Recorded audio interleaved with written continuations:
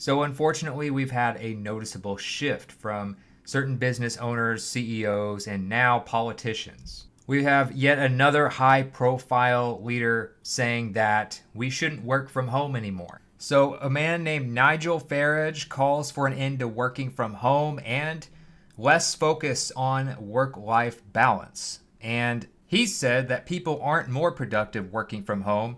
It's a load of nonsense. They're more productive being with other fellow human beings. And you can see the proof here. I have the video pulled up on X, and this was from the Politics UK account. We also have some other context that was added below this. So we have video proof of him saying this in front of a crowd, but also apparently he employed his wife who worked from home, and they have a link to telegraph.co.uk, obviously a legitimate site. And Reform UK also employ people who work from home, which is also from a legitimate source, independent.co.uk. So I'll have a link to this video in the YouTube video description, as well as other sources that I mention here so that you can listen to the proof yourself. Now, if you're wondering who Nigel Farage is, he's a prominent British politician and broadcaster who has served as a member of parliament. He seems to lean more on the right in terms of policies and had a pretty big impact on Brexit. It's crazy that this keeps happening, that we keep having major political and business leaders come out saying that we shouldn't work from home anymore, when that's clearly what their employees want. It's like they don't even consider how unpopular that's going to make them. Plus, it seems like they're not actually looking at the data. I actually covered this data recently, a few months ago, in a Dave Ramsey post about when Dave Ramsey was kind of going off on a little rant about how working from home doesn't make sense. Dave Ramsey, of course, being one of the probably most well-known American financial gurus, or whatever word you want to use, in the United States. When they are asked why they believe this, they keep saying that people are just not productive working from home. There doesn't seem to be another excuse that is commonly brought up, just that people seemingly are less productive when they work from home.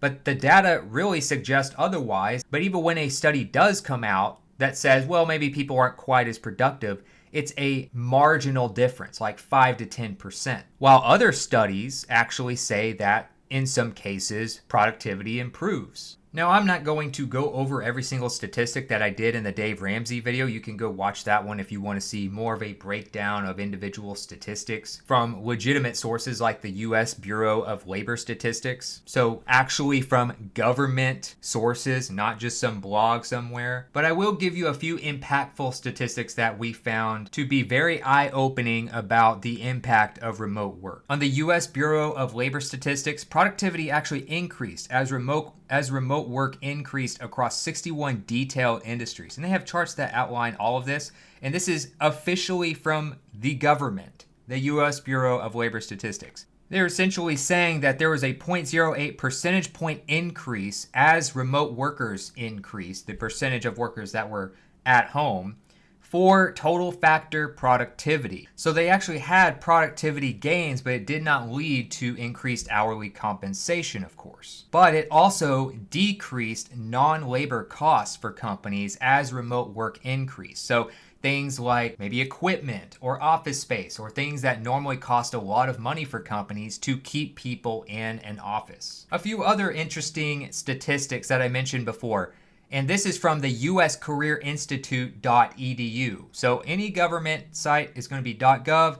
Any educational official site is going to usually be .edu. So these are not just some random blogs that aren't verified. Remote workers in the U.S. save an average of 55 minutes every day by not commuting. Remote workers cut greenhouse gas emissions. Remote workers in the U.S. save an average of 55 minutes every day by not commuting. Remote workers cut greenhouse gas emissions by up to 54% by not commuting to an office 5 days per week. Companies can save up to $10,600 per employee that works remotely. So it benefits companies. The average employee can save $12,000 per year by working remotely. There are also many different health benefits, of course, that are mentioned as well. It also decreases their stress significantly, which impacts quality of work, health, etc. The main point here is that the business owners and politicians that are saying we shouldn't work from home are saying essentially, well, You're just not going to be productive enough working from home. But the US Bureau of Labor Statistics seems to say otherwise. You're also saving money as a company and saving money as an employee. It's like a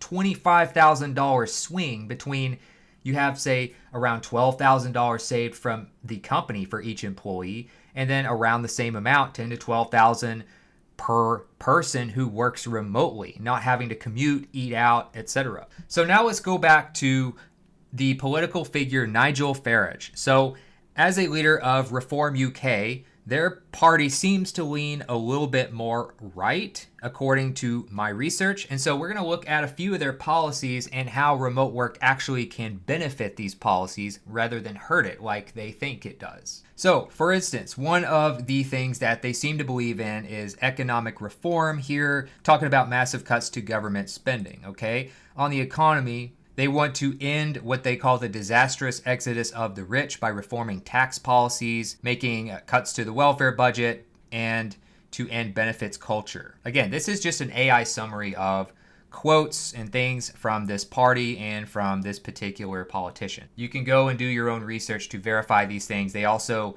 have links here, so if you want to do a quick search yourself, just type in Nigel Farage and party views with quotes, and then it'll have all of the sources that Google's Gemini is using. So on the economy here, I just showed you the statistics that say you can save around $10,000 to $12,000 per employee as a company. So for the economic reform part of this, they believe in cutting taxes, saving money for the rich, getting the rich to come back. In other words, making the country more beneficial to rich people, thinking that this will boost the economy and boost the country as a whole.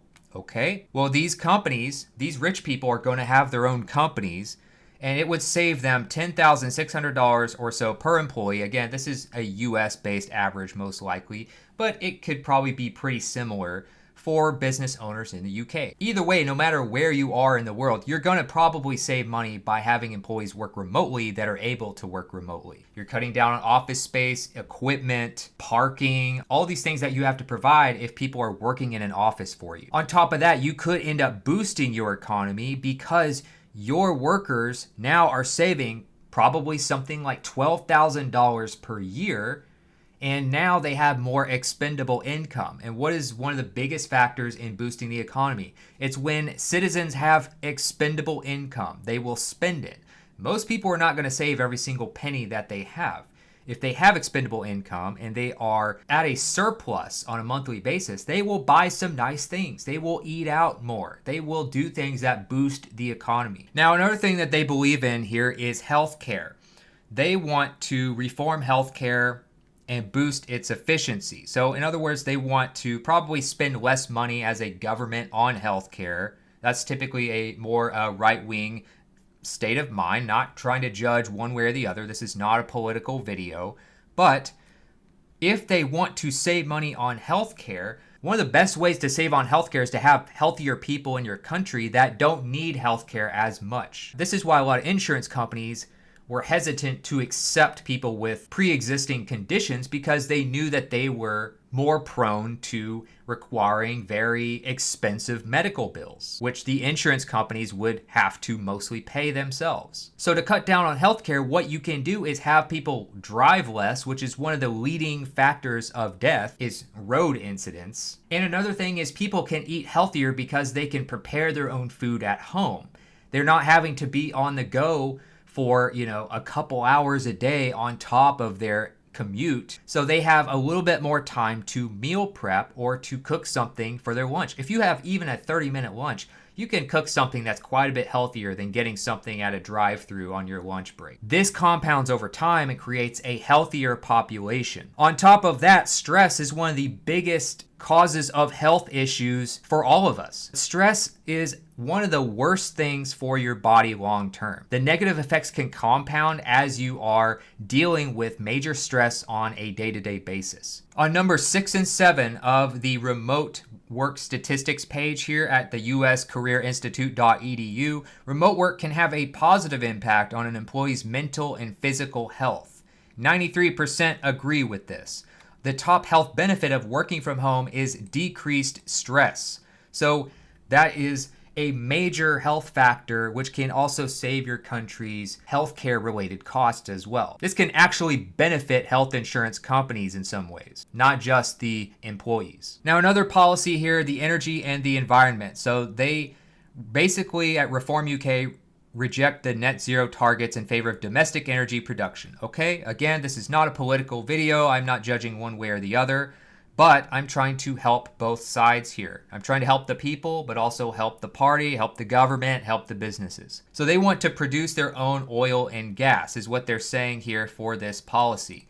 Okay, well, what if you could do both? What if you could also produce your own energy and cut energy costs for the average citizen? What if you could do that while still diminishing the negative impact on the environment by having significantly less people driving and therefore reducing carbon emissions? You can reduce carbon emissions by having people work remotely while producing your own oil and gas and lowering fuel prices, if that's what your party wants to do. You can kind of have an impact in both ways without having to be fully in favor of going all electric and wind power versus oil and gas. It's sort of a compromise between the two different viewpoints on the environment there. Not saying I'm taking either side. And again, to back this up with real data from the uscareerinstitute.edu, remote workers cut greenhouse gas emissions by up to 54% by not commuting to an office 5 days a week. So regardless of what your policy is as a government for producing energy, you can reduce the amount of emissions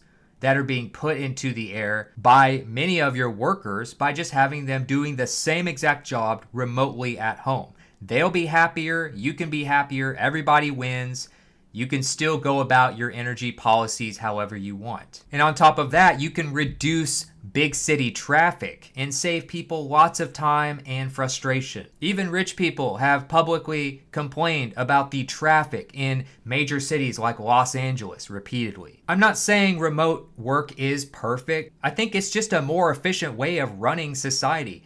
We are never going to have a 100% physical labor force. Yes, AI is automating some jobs, but in many cases, some of these companies are realizing AI may not be able to do as much as they thought yet. We still need millions and millions, maybe billions of people to work in an office using a computer or a phone. These are the people that we can help have better work-life balance, get them back to working from home, save money, save stress, improve health, improve work-life balance, improve families, save time, and also cut costs for companies, governments, insurance, etc. If you just look at the data, you can see that remote work can benefit all parties involved. I know it's still kind of a new concept that maybe only started getting a lot of traction around COVID or maybe a little before. But if you want to improve society, you have to modernize society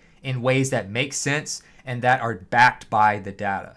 Oh, by the way, if you're a politician and saying these things, it can actually boost your ratings, maybe even get you some more votes if you are in favor of the things that the people want. That helps work-life balance. I don't think there's a single citizen out there that's saying, I don't want work-life balance.